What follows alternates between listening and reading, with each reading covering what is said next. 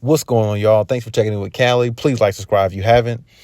So oddly enough, the Clippers still have a possibility, still have a slight chance of obtaining the second seed or third seed and not being the fourth seed currently where they are. Now, the situations are so unlikely, and it's a very long shot, but it's very possible because depending on where teams know they are, and the Thunder already know that they're a lock in the playoffs. The Nuggets already know they're a lock in the playoffs. But in order for the Clippers to actually, get to that second or third seed, they would have to win all four of their games, and possibly the Thunder only win two of their next few games, and or the Nuggets lose all four games. Or let's say the Nuggets dropped or just won two of their next few games, and the Thunder lost all four of their games, their remainder games, which is kind of highly unlikely. I get that, but it's a very slim possibility. And I say that because, like I said, both teams between the Thunder, three teams, the Timberwolves, the Thunder, and the Nuggets all are in the playoffs. If you look at the playoff seedings or the standings, those three teams have an X beside them because they clinched a playoff berth already.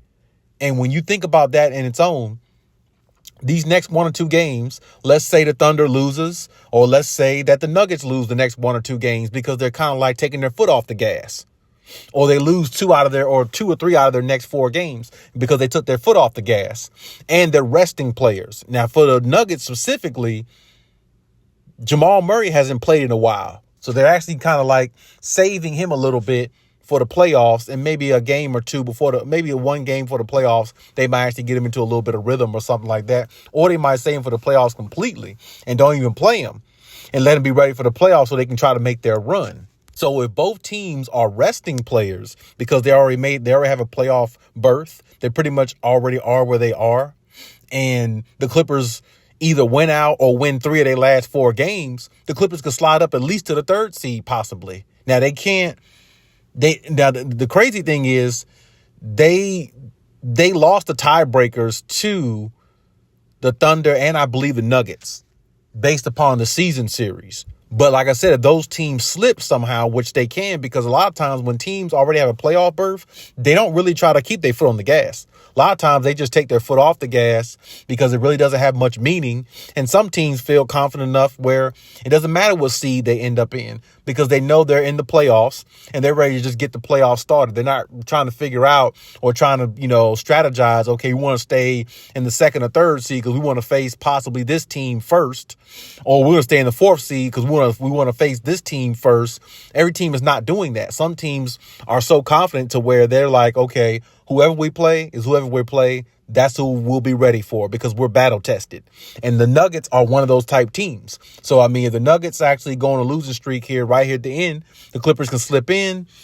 Along with the Thunder losing at least two out of the next four games, the Clippers can find themselves even the second seed or the third seed, which is very, very odd, very, very slim, I should say, a chance of it happening, but it can happen. And I don't know how things are going to go with Kawhi Leonard specifically.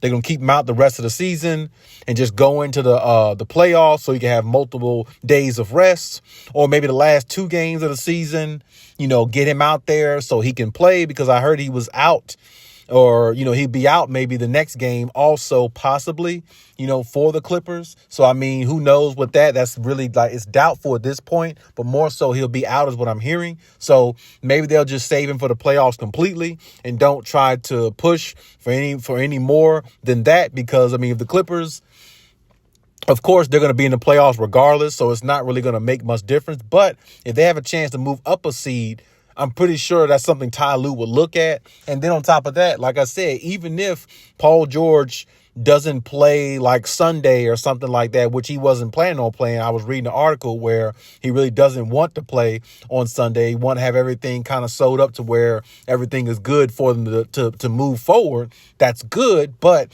if Ty Lue sees it to where other teams are losing and the Clippers could still pull off some wins even with their backups, because the Clippers got some good backups. Brandon Boston, those type guys, they got good enough guys on their team to still pull out some wins to actually win out the rest of the season. Just simply because other teams are not going to be playing their best players, and the Clippers backup players are better than some teams, other teams' backup players, other teams' bench players. They just are, because they have they have a lot of continuity. They got guys that been there a while. Brandon Boston been there a while. They got some talent. Terrence Mann, whatever. They got some guys that's definitely, ready to win. And then even Bones Highland, he ain't been here that long, but Bones Highland has been in the winning organization with the Denver Nuggets. Bones Highland is good. PJ Tucker, he's a good backup type guy to have. You know what I'm saying? Those guys can come in. Mason Plumlee, those guys can come in and beat some teams that let their guard down. They can do that. You know what I'm saying? So, it's a very slim possibility that the Clippers can move up to the 3rd or 2nd seed, but it's a possibility. And I think it's something the Clippers should think about if they had that opportunity, because I'm not saying play Kawhi and PG, but coach the hell out of the backup, the guys on the bench coming out there to play the last few games if you already got, the playoffs sold up. Because if you can get to the 3rd seed, that'll better your chances of, probably playing somebody with a little bit more of a better matchup for you. Because like I said, more likely they're going to have to play Dallas Mavericks. And the Dallas Mavericks, of course, they can beat them, but it will go 6-7 games. It just will. And if it goes 7 games, that's more energy you're taking out of Kawhi and PG's legs, and they still got a long hill to up climb. So, it's like, if you can make your life a little bit easier, why not do that? You know what I'm saying? Whoever lands in that 7th seed or, something like that, or the 6th seed, more likely that's probably going to be a better matchup for the Clippers, unless it's a situation where the Mavericks land there, in which I'm pretty sure the Clippers don't really care about playing the Mavericks. But at the same time, if you can avoid them and not have to deal with Luka and all that, along with the way they're playing and Kyrie and all that type stuff, that would be good too. You know what I'm saying? Because, some people believe in superstition, 3rd time's a charm, all that crap, which I don't really care about none of that. But my point is, the way the Mavericks are playing right now, any NBA team will tell you, if they can avoid playing the hottest team in the league, they definitely will do their best to try to do that. Because, if that team is hot, they're rolling, you never know what could happen. Now, me personally, as long as the Clippers got Kawhi Leonard on the floor, I think they could beat anybody. I don't care who it is. But I'm looking at it from a standpoint where if they can have a more favorable matchup, you take that route if you can, because that's a matchup where you could win in 5 games and rest a few days before you move on to the next round. And that's what the Clippers need. The Clippers need rest, because they got older players. They're not young. They're not in their 20s anymore, where it's like, oh, okay, whatever. We just go out there and do our thing, which they still can. But like I said, the older you are, the smarter you need to be. And like I said, if they can make it to where they get to the 3rd seed, I would go for it. You know what I'm saying? Definitely. I really would, because if it can make life a lot easier. And like I said, with the backups that the Clippers got, they could win 2 games with their backups.